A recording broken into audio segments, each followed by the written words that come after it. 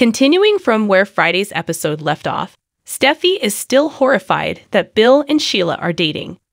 Sheila responds to Finn's question about how Bill and his mother met by saying that sometimes love simply finds a way. Steffi asks what kind of number Sheila pulled on Bill, but he advises her to accept the situation as it is. If not, Taylor will be arrested for shooting the man many years ago. Liam and Wyatt are still trying to determine Sheila's whereabouts at Bill's home, much alone why she would have been there. Was Bill taken captive? Is he dead? Wyatt reminds Liam that their dad has been in a very, very terrible place lately when he advises that they hunt for clues.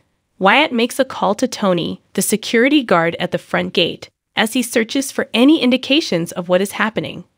Tony proves to be a complete lack of knowledge, despite mentioning that the storm had taken down the security system. Sheila must be present wherever their father is, the boys reason. Cut to. Bill is being reminded by Steffi that Sheila is extremely hazardous. Steffi explains that Bill is upset by the relationships he has had that have ended badly over the years, but she questions whether dating a psychopath is truly the greatest option. She also points up how Lai was so traumatized by Sheila that she was mute for a period. And honestly, don't you think that ranks quite low on Sheila's list of crimes? At this point, it's also worth noting that Finn's whole contribution to the problem today has been looking good. You need to wake up. Anyone who approaches Sheila risks being threatened. Steffi challenges Bill to act morally, while implying that Sheila merely dated a powerful man to keep her out of jail. Bill explains that he and Sheila have been cohabitating and continues, "You're not understanding what Sheila has grown to mean to me, considering when? I've been abandoned, just like she was. Not that I didn't provide the individuals in my life with valid justification. Due to my injury to them, I drove them away. He has, however, discovered a lady he can't harm in Sheila." Finally, Finn asks about the suffering she'll bring and the harm she's currently causing. His mother, though, is adamant that they are two sides of the same coin and comprehend one another. Sheila adamantly states, "I accept him as he is. As he accepts me for who I am, so do I." Bill orders Sheila and Steffi to keep the relationship between Steffi and Finn a secret until he and Sheila depart. And Taylor goes to jail if they don't follow his regulations. When Liam and Wyatt contact Baker, he speculates that Bill and Sheila may have boarded his personal aircraft. The policeman predicts that Sheila will likely be taken into custody by tonight. Despite the fact that it was fully consensual, Steffi claims she never told him what occurred with Bill because it was one moment of weakness that she would always regret.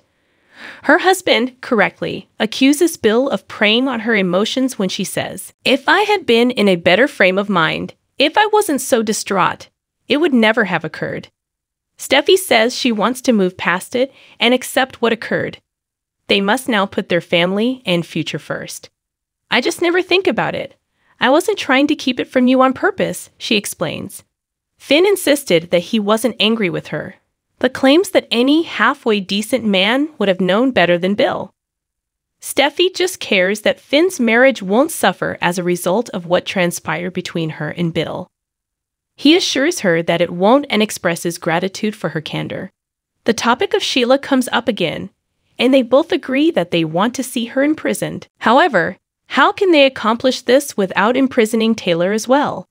They can't gamble with Taylor's life, according to Steffi, who claims that her mother was a different person back then. At his mansion, which Sheila claims has been a shelter for her, Bill and Sheila pour drinks and toast to one another. They talk about how they each have an unrivaled understanding of the other. Sheila responds, "You claim that you have harmed numerous individuals over the years and that you could never do that to me, and that might be true. Even if I did something to injure you, I can't even envision a situation in which that might occur. It's time," says Bill. "You'll eventually have your independence, but it'll be a tough path for a while." He then pretends to be in a panic while he contacts the police. He announces, "This is Bill Spencer. I have Sheila Carter in my house. Hurry. She must be captured immediately. Hurry." They review their account one final time.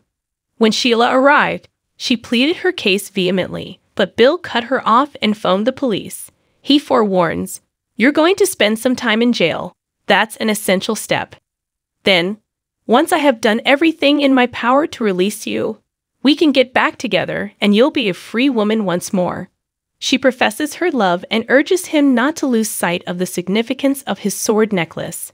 She replies, "You don't spare any souls, and you win at all costs." Sheila pricks her finger with the necklace, spills blood on her own lip, and kisses Bill, saying, "I'm yours for life." Police come shortly after with pistols drawn. Bill continues the strategy, claiming Sheila broke in. Despite her pleadings, the police handcuff her and read her rights. "This time, it really is over," says Baker. But as Sheila is being brought away, Bill and Sheila exchange looks that suggest the opposite might be true.